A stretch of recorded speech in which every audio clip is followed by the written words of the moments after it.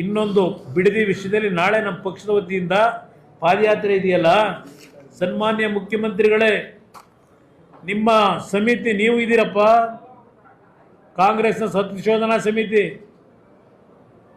2006ರಲ್ಲಿ ಮಾಡಿದರು.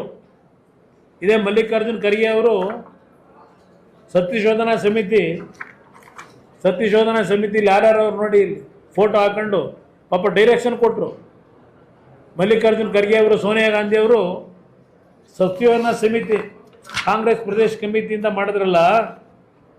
ಇಲ್ಲಿ ಯಾರ್ಯಾರಿದ್ದೀರಪ್ಪ ಸಮಿತಿಲಿ?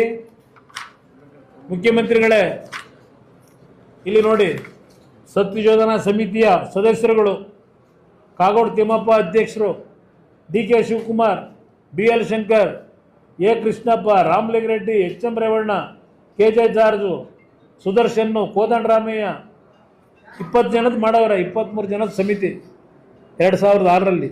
ಯಾವಾಗ ನಮ್ಮ ಸರ್ಕಾರ ಇತ್ತು, ಯಾವಾಗ ನಮ್ಮ ಸರ್ಕಾರದಲ್ಲಿ ಅವತ್ತು ಕೆಲವು ತೀರ್ಮಾನ ಮಾಡಲಿಕ್ಕೆ ಹೋದೋ, ನಾವೇನೋ ರಾಜಧಾಂತ ರೈತರ ಭೂಮಿನೆಲ್ಲ ಇವತ್ತೆಲ್ಲ ಕೈಗಾರಿಕೆಗಳು ಅದಕ್ಕೆ ಅಂತ ಮಾಡಕ್ಕೆ ಹೊರಟುಬಿಟ್ಟವ್ರೆ ಅಂತೇಳಿ ಮಾಡಿದ್ರಲ್ಲ ಸತ್ಯಶೋಧನಾ ಸಮಿತಿ. ಏನು ಹೇಳಿದಿರಪ್ಪ ಅವತ್ತು? ಆ ಸಮಿತಿ ಒಳಗೆ ನೀವು ಬಿಡದಿಗೆ ಹೋಗಿದ್ರೋ ಇಲ್ಲ ನೀವು ಇಲ್ಲದೆ ಮಾಡಿದ್ರೋ ಇದನ್ನು ಸಮಿತಿ ವರದಿನ? ಅವತ್ತು ಹೇಳಿದಾರಲ್ಲ. ಏನು ಹೇಳ್ತಾರೆ ಇಲ್ಲಿ? ನಂದು ಒಂದು ಸಭೆ ಆಗಿದೆ 23/6/2006 ನಾನು ಮುಖ್ಯಮಂತ್ರಿ. ಆ ಸಭೆಯಲ್ಲಿ ಒಂದು ನಡಾವಳಿ ಉಪನಗರಗಳನ್ನು ಮಾಡಲಿಕ್ಕೆ ಏನೇನು ಗೈಡ್ಲೈನ್ಸ್ ಇರಬೇಕು ಅಂತ ಮಾಡಿದ್ದೇನೆ. ಇದನ್ನು ಮಾಡಿರ್ತಕ್ಕಂಥದ್ದು ನಾನು. ಇಲ್ಲಿ ಅದೆಲ್ಲ ಇರಲಿ, ನಡಾವಳಿ ಮಾಡಿರೋದು. ಇವರು ಹೋದರಲ್ಲ ಬಿಡದಿಗೆ ಹೋದರಲ್ಲ, ಬಿಡದಿಲಿ ಏನು ಹೇಳಿದ್ದಾರೆ ಶಿವಕುಮಾರ್ ಅವರೇ? ಈಗಲ್ಲಿ ಅದು ಎಂಥದ್ದು ಇಂಟರ್ನ್ಯಾಷನಲ್ ಮಾಡ್ತಿರಂತಲ್ಲ, ಸ್ಟ್ಯಾಂಡರ್ಡ್ AI ಮಾಡೋಕ್ಕೆ ಹೊರಟಿದ್ದೀರಲ್ಲಪ್ಪ, ಹಾಗೇನು ಹೇಳಿದಿರಿ? ಇಲ್ಲಿ ಹೇಳ್ತಾರೆ, ಇವ್ರು ಹೋದಾಗ ಅಲ್ಲಿ ನೋಡಿದ್ದೀವರು, ಈ ಉಪನಗರದ ವ್ಯಾಪ್ತಿಯಲ್ಲಿ ಖಾಸಗಿ ಜಮೀನು 6,959 ಎಕರೆ, ಸರ್ಕಾರಿ ಜಮೀನು 2,725 ಎಕರೆ, ಒಟ್ಟು 9,684 ಎಕರೆ ಪ್ರದೇಶವನ್ನು ಒಳಗೊಂಡಿರುತ್ತದೆ. ಈ ಪ್ರದೇಶ ಒಟ್ಟು 18,417 ಜನಸಂಖ್ಯೆ ಹೊಂದಿದೆ. 3,000 ಮನೆಗಳು ಇರುವುದಾಗಿ ಕಂಡು ಬಂದಿದೆ. 1,56,000 ತೆಂಗಿನ ಗಿಡಗಳು, 48,000 ಅಡಿಕೆ ಗಿಡಗಳು, 28,275 ಮಾವಿನ ಮರಗಳು, 6,003 ಹುಣಸೆ ಮರ, 48,000 ತೇಗದ ಮರ, 13,404 ಬೇವಿನ ಮರ, 34,813 ಇತರೆ ಮರಗಳು ಈ ವ್ಯಾಪ್ತಿಯಲ್ಲಿ ಬೆಳೆದಿರುತ್ತದೆ. ಅಷ್ಟೇ ಅಲ್ಲದೆ 1,130 ಎಕರೆ ರಾಗಿ, 716 ಎಕರೆ ಭತ್ತ, 484 ಎಕರೆ ಕಬ್ಬು, 248 ಎಕರೆ ತರಕಾರಿ, 661 ಎಕರೆ ರೇಷ್ಮೆ, 227 ಎಕರೆ ಬಾಳೆ ಬೆಳೆ. ಇದು ನೀವು ಕೊಟ್ಟಿರೋದಪ್ಪ ಶಿವಕುಮಾರ್ ಅವರೇ, ನೀವು ಕೊಟ್ಟಿರೋ ರಿಪೋರ್ಟ್ ಇದು 2006ರಲ್ಲಿ. ಈ ಹೇಳ್ತಾರೆ, ಈ ಉಪನಗರದ ವ್ಯಾಪ್ತಿಗೆ ಬರುವ ಗ್ರಾಮಗಳಿಗೆ ಸಮಿತಿಯು ಭೇಟಿ ನೀಡಿ ಆ ಸಂದರ್ಭದಲ್ಲಿ ಸಾರ್ವಜನಿಕ ಸಭೆಯಲ್ಲಿ ರೈತರು, ಕೂಲಿ ಕಾರ್ಮಿಕರು ಹಾಗೂ ಸಾರ್ವಜನಿಕರೊಂದಿಗೆ ಸಮಾಲೋಚಿಸಿ ಅವರ ಅಭಿಪ್ರಾಯವನ್ನು ಸಂಗ್ರಹಿಸಲಾಯಿತು. ಕೆಲವು ಜಮೀನುಗಳಿಗೆ ಖುದ್ದು ಭೇಟಿ ನೀಡಿ ತೆಂಗಿನ ತೋಟ, ತರಕಾರಿ ತೋಟಗಳನ್ನು ವೀಕ್ಷಿಸಿ ಕಾರ್ಯನಿರತ ಕೃಷಿಕರೊಂದಿಗೆ ಸಂವಾದ ನಡೆಸಿ ಮನವರಿಕೆ ಮಾಡಿಕೊಳ್ಳಲಾಯಿತು ಅಂತ ಹೇಳಿದರು.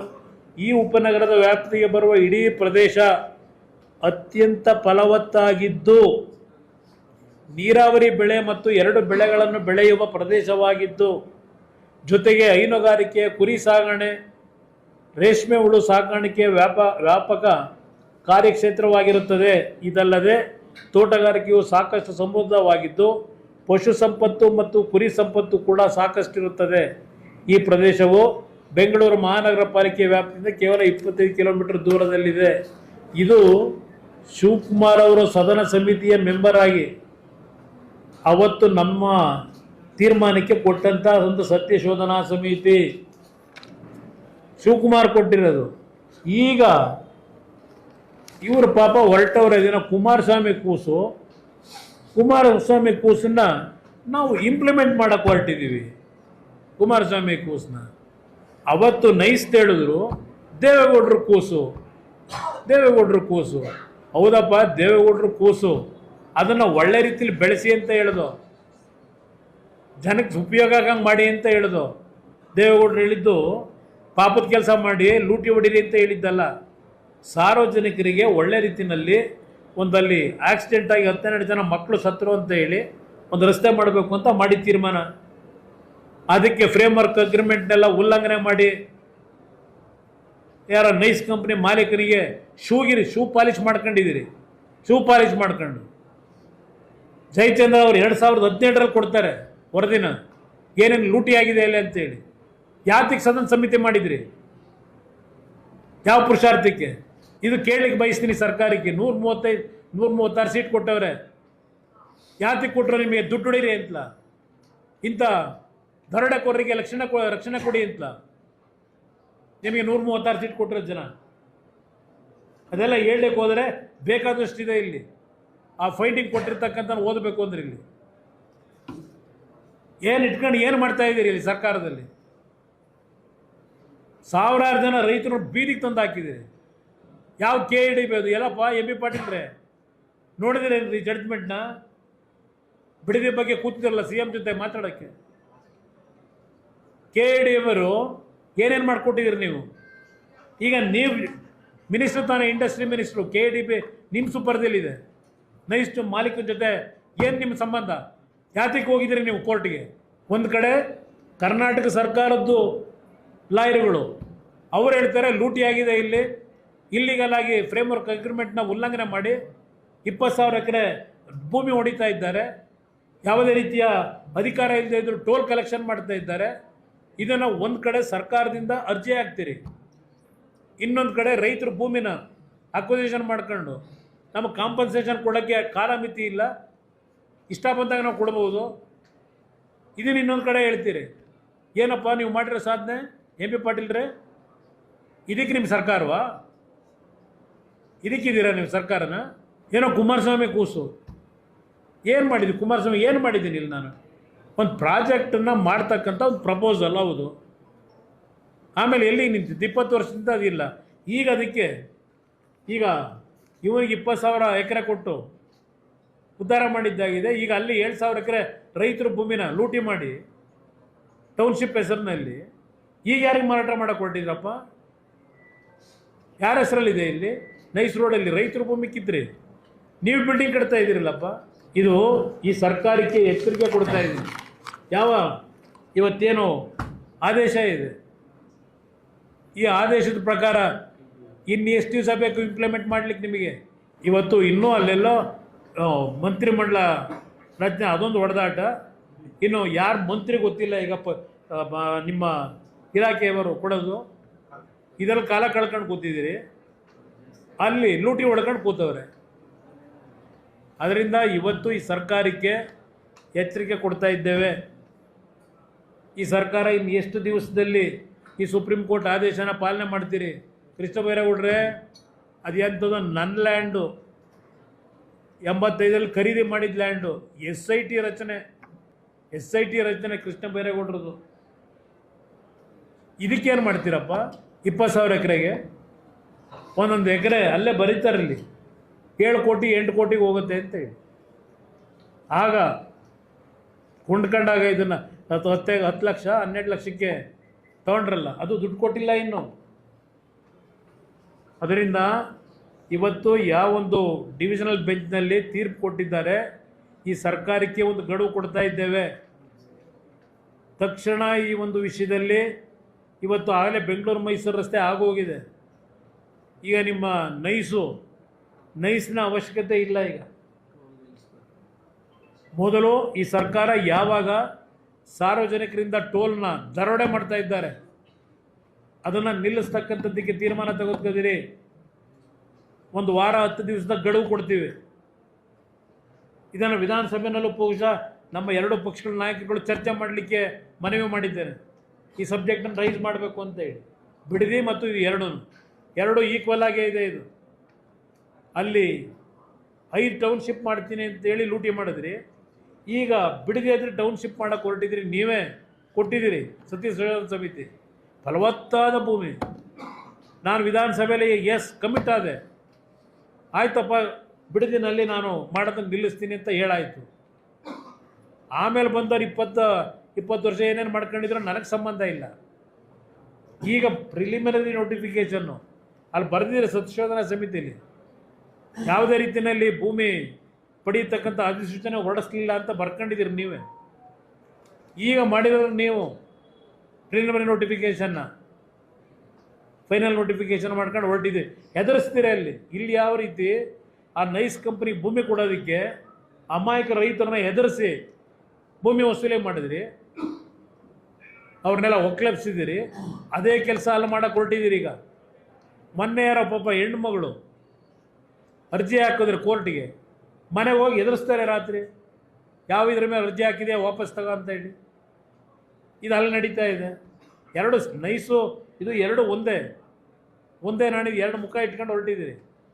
ಅವತ್ತು BMICPA ಅಧ್ಯಕ್ಷ ಇದೇ ಈಗಿನ ಮುಖ್ಯಮಂತ್ರಿ ಆ BMICA ಪ್ರಾಜೆಕ್ಟಿಗೆ ಆ ಚೇರ್ಮನ್ ಮಾಡ್ಕೊಂಡಿದ್ದು ಅಥಾರಿಟಿಗೆ ಇದೇ ಶಿವಕುಮಾರ್ ಅವ್ರ ಅಧ್ಯಕ್ಷರಲ್ಲಿ ಇವ್ರ ಚೇರ್ಮನ್ಶಿಪ್ನಲ್ಲೇ ಆ ಲ್ಯಾಂಡ್ ಲೂಟಿ ನಡೆದಿದ್ದವತ್ತು ಆ ನೈಸ್ ರಸ್ತೆ ಹೆಸರಿನಲ್ಲಿ. ಈಗ ಮುಖ್ಯಮಂತ್ರಿ ಇವತ್ತು ಬಿಡದಿನಲ್ಲಿ ಹೊರಟಿರ್ತಕ್ಕಂಥದ್ದು ಲೂಟಿ ಮಾಡೋದಕ್ಕೆ ಇದೇ ಮುಖ್ಯಮಂತ್ರಿಗಳು.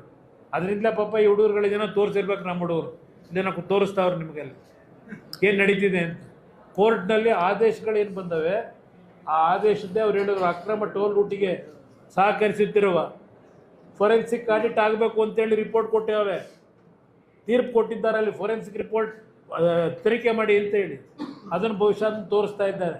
ಕೆರೆ ಜಲಮೂಲ ನುಂಗಿದ ಮೈಸ್ ಕಂಪನಿ ಬಂದ್ ಮಾಡಿ ಅದು ಕೊಟ್ಟವ್ರೆ, ಕೆರೆ ತಿಂದಿರೋದಕ್ಕೆ. ಇನ್ನೊಂದು ರೈತ ಇದು ಸುಮ್ಮನೆ ಮಾಡಿಲ್ಲ. ಏನು ತೀರ್ಪಿದೆ ಹೈಕೋರ್ಟ್ನಲ್ಲಿ ಆ ತೀರ್ಪಿಗೆ ಸಂಬಂಧಪಟ್ಟಿದ್ದಲ್ಲಿ ತೋರಿಸ್ತಾವ್ರು, ಇದರಲ್ಲಿ ಯಾರಿದ್ದೀರಿ ಸರಿ ಮಾಡ್ರಪ್ಪ ಅಂತ. ಸರ್ಕಾರದ ಗಮನಕ್ಕೆ ಬಂದಿರಲ್ವಾ? ಅಡ್ವೊಕೇಟ್ ಜನರಲ್ ಎಲ್ಲದಕ್ಕೂ ನಿಂತ್ಕೊತಾರೆ. ಇದು ಯಾವುದೇ ಕಾರಣಕ್ಕೂ ಇದು ಏನು ಜಡ್ಜ್ಮೆಂಟ್ ಇದೆ ಯಾವುದೇ ರೀತಿಯಲ್ಲಿ ಎಲ್ಲೇ ಹೋದರೂ ಇದಕ್ಕೆ ಪರಿಹಾರ ಈಗ ಪಡೆಯೋಕ್ಕಾಗಲ್ಲ. ಸತ್ಯ ಏನು ಗೊತ್ತಾಗಿದೆ, ನ್ಯಾಯಾಲಯಕ್ಕೆ ನಿಜವಾದಂಥ ದಾಖಲೆಗಳೇನು ದೊರಕಿದೆ, ನ್ಯಾಯಾಲಯದಲ್ಲಿ ಅಂತಿಮವಾಗಿ ಸತ್ಯ ನಿಲ್ಲುತ್ತೆ ಅನ್ನೋದಕ್ಕೆ ಇವತ್ತು ಅಲ್ಲ ಅದನ್ನೇ ಈಗ ದಾಖಲೆಗಳೇನಿದೆ ಇವತ್ತು ಸತ್ಯ ಹೊರಗೆ ಬಂದಿದೆ. ಕಾರಣ ಇದೇ ಸರ್ಕಾರದ ಪ್ರತಿನಿಧಿಗಳು ವಕೀಲರು ರವಿಕುಮಾರ್ ಅಂತಕ್ಕಂಥವ್ರು ಏನಿದ್ದಾರೆ, ರವಿವರ್ಮ ಕುಮಾರು, ಅವರು ಕೊಟ್ಟಿರ್ತಕ್ಕಂಥ ವರದಿ, ಕೋರ್ಟ್ ಮುಂದೆ ಹೇಳಿರ್ತಕ್ಕಂಥ ವಾದ, ಇವತ್ತು ಕೆರೆ ಕಟ್ಟೆ ನುಂಗಿರ್ತಕ್ಕಂಥದ್ದು, ಟೋಲನ್ನು ಇಲ್ಲಿಗಲ್ ಆಗಿ ಕಲೆಕ್ಷನ್ ಮಾಡ್ತಾ ಇರೋದು, ಇದೆಲ್ಲ ಕರ್ನಾಟಕ ರಾಜ್ಯ ಸರ್ಕಾರದ ಪ್ರತಿನಿಧಿಯಾಗಿ ಕೊಟ್ಟಂಥ ವಕೀಲರ ಹೇಳಿಕೆ, ಅಲ್ಲಿ ಕೊಟ್ಟಿರ್ತಕ್ಕಂಥ ಮಾಹಿತಿ.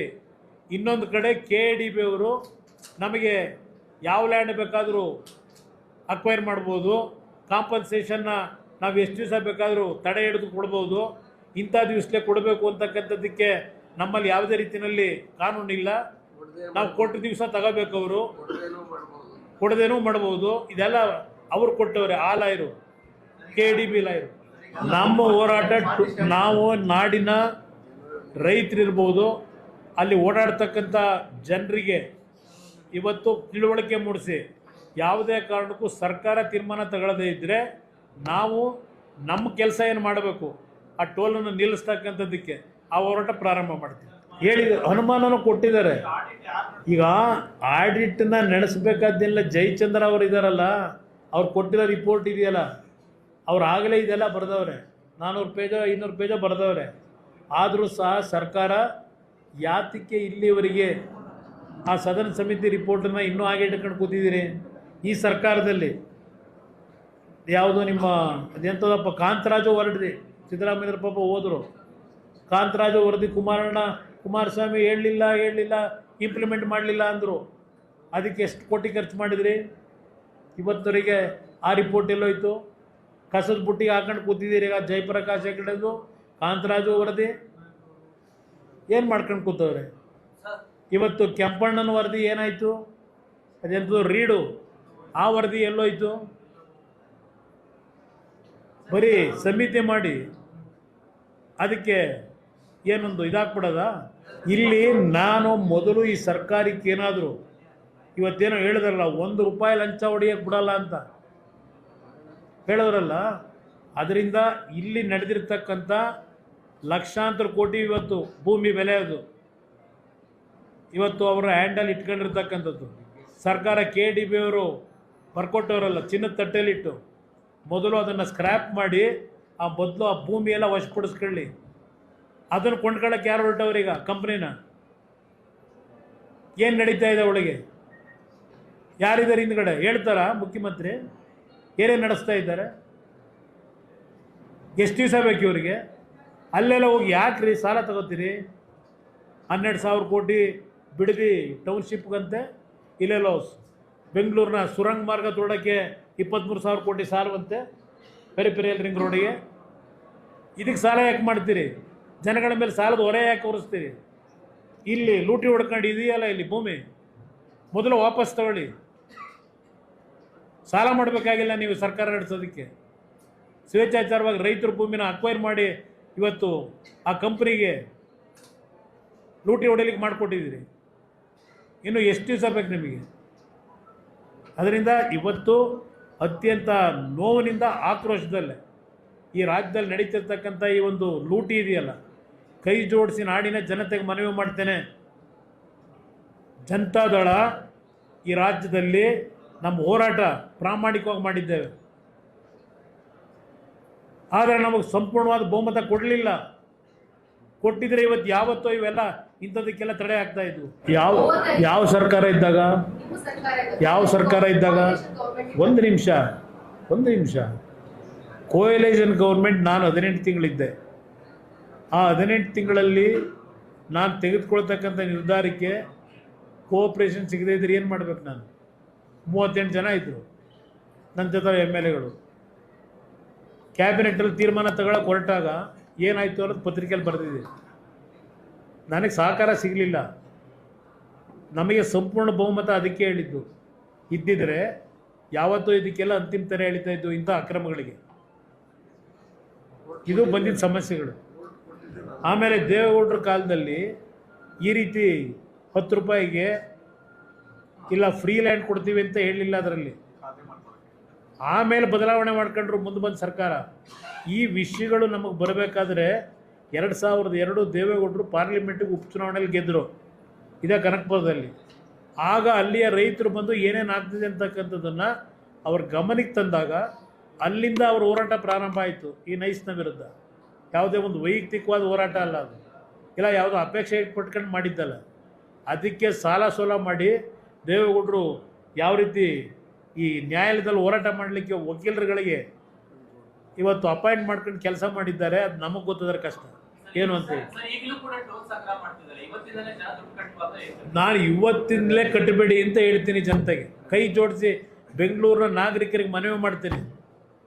ಇವತ್ತು ಯಾವ ಕಾಂಗ್ರೆಸ್ ಪಕ್ಷದವರು ಪಾರ್ಲಿಮೆಂಟ್ ನಡೀಲಿಕ್ಕೆ ಬಿಡ್ತಾ ಇಲ್ಲ. ಯಾವುದೋ ಒಂದು ಅಲ್ಲೆಲ್ಲೋ ಜನ್ಸಿ ಯುವಕರು ಅದರ ಹೆಸರಿನಲ್ಲೇನೋ ಅಲ್ಲಿ ಸ್ಟ್ರೈಕ್ ಮಾಡಿದ್ರು ಅಂತ ಹೇಳಿ ಇವತ್ತು ಕಾಂಗ್ರೆಸ್ನ ನಾಯಕರು ಅಲ್ಲಿ ಪಾರ್ಲಿಮೆಂಟ್ ನಡೀಲಿಕ್ಕೆ ಬಿಡ್ತಾ ಇಲ್ಲ 13 ದಿವಸದಿಂದ. ಇವತ್ತು ಇಲ್ಲಿ ಲೂಟಿ ಆಗ್ತಾ ಇದೆ. ನಾಡಿನ ನಾಗರಿಕರಿಗೆ ನಾನು ಹೇಳ್ತೀನಿ, ನನ್ನ ಜನತೆಗೆ ಯುವಕರಿಗೆ ಮನವಿ ಮಾಡ್ತೇನೆ, ಇಂಥ ಹಗಲು ದರೋಡೆಗೆ ಮೌನಕ್ಕೆ ಶರಣಾಗಬೇಡಿ ಕರ್ನಾಟಕ ರಾಜ್ಯದ ಜನ. ಇದಕ್ಕಿಂತಲೂ ಬೇಕಾ ಕೋರ್ಟ್ ಕೊಟ್ಟಿರೋ ತೀರ್ಪಿದು. ಇಂಥ ಸರ್ಕಾರ ಇದರ ವಿರುದ್ಧ ನೀವು ನಿಮ್ಮ ಧ್ವನಿ ಎತ್ತದೇ ಇದ್ದರೆ ನಾಡಿನ ಜನತೆ ಕೇಳ್ತೀನಿ, ನಾನು ಯುವಕರಿಗೆ ಕೇಳ್ತೀನಿ, ರೈತರಿಗೆ ಕೇಳ್ತೀನಿ, ಎದ್ದು ಹೊರಡಿ ಇವತ್ತು ಇಂಥ ಒಂದು ಅಕ್ರಮಗಳನ್ನು ನಿಲ್ಲಿಸ್ತಾ ಇದ್ದರೆ ಈ ರಾಜ್ಯಕ್ಕೆ ಮುಂದಿನ ಭವಿಷ್ಯ ಏನಾಗುತ್ತೆ ಅಂತ ಯೋಚನೆ ಮಾಡಿ. ಅದನ್ನೇ ಹೇಳ್ತಾ ಇರೋದು, ತಗೋಬೇಕು ವಾಪಸ್. ಅದು ಏನಿದೆ ತಗೊಂಡು ಅದನ್ನು ಸ್ಕ್ರ್ಯಾಪ್ ಮಾಡಿ, ಅದನ್ನು ಈಗ ಅವಶ್ಯಕತೆ ಇಲ್ಲ. ರಸ್ತೆ ಅವನು ಮಾಡೋದು ಇಲ್ಲ. 30 ವರ್ಷ ಆಯಿತು. ಎಲ್ಲಿ ಮಾಡಿದ್ದಾರೆ ಕೆಲಸ? ಅಲ್ಲೆಲ್ಲೋ 2009ರಲ್ಲಿ ಹೇಳ್ತಾರೆ ಮೈಸೂರಿನಲ್ಲಿ ಭಾಷಣ, ನಾಳೆಯಿಂದ ಶುರು ಮಾಡಿಬಿಡ್ತೀನಿ ಮೈಸೂರು ಕಡೆಯಿಂದ ಅಂತೇಳಿ ಅಲ್ಲೆಲ್ಲ ಒಂದು ಸಭೆ ಮಾಡಿ 2009ರಲ್ಲಿ. ನಾನೇ ಹೇಳ್ತಕ್ಕಂಥದ್ದು ಕೋರ್ಟ್ ಆದೇಶ ಏನಿದೆ ರಾಜ್ಯ ಸರ್ಕಾರಕ್ಕೆ, ಇವತ್ತೇನು ಮುಖ್ಯಮಂತ್ರಿಗಳು ಭಾಷಣ ಮಾಡ್ತಾರಲ್ಲ ಅದು ಇಂಪ್ಲಿಮೆಂಟ್ ಮಾಡಬೇಕು ಅನ್ನೋದಿದ್ದರೆ ಆ ಭಾಷಣದ ಅವರ ಸಾರಾಂಶಗಳನ್ನ ಮೊದಲು ಈಗ ಒಂದು ಕೋರ್ಟ್ ಆದೇಶ ಏನಿದೆ ಅದನ್ನು ಜಾರಿಗೆ ತರತಕ್ಕಂಥದ್ದಕ್ಕೆ ಸರ್ಕಾರ ಈ ಸಚಿವ ಸಂಪುಟ ತೀರ್ಮಾನ ಮಾಡಿ. ನಾನೊಂದು ವಾರ 10 ದಿವಸ ನೋಡ್ತೀನಿ ಏನು ಮಾಡಬೇಕು ಅಂತ ಹೇಳಿ. ಬಹುಶಃ ಇದರ ಬಗ್ಗೆ ನಾನು ಸಂಪೂರ್ಣವಾದ ಪತ್ರನೂ ಬರೀತೀನಿ ಸರ್ಕಾರಕ್ಕೆ, ನೋಡೋಣ ಏನು ತೀರ್ಮಾನ ಮಾಡ್ತಾರೆ. ಪ್ರಿಯ ವೀಕ್ಷಕರೇ, ಸಿನಿಮಾ, ರಾಜಕೀಯ, ವಿಚಾರ, ವಿಮರ್ಶೆ, ಸಂದರ್ಶನ ಹಲವಾರು ವಿಷಯಗಳಿಗಾಗಿ ನಮ್ಮ ಆದಿಪುರುಷ ಸ್ಟುಡಿಯೋಸ್ ಚಾನೆಲ್ಗೆ ಸಬ್ಸ್ಕ್ರೈಬ್ ಮಾಡಿ. ಲೈಕ್, ಶೇರ್, ಕಮೆಂಟ್ ಮಾಡುವುದರ ಮೂಲಕ ನಿಮ್ಮ ಬೆಂಬಲ ವ್ಯಕ್ತಪಡಿಸಿ. ಮತ್ತೆ ಸಿಗೋಣ.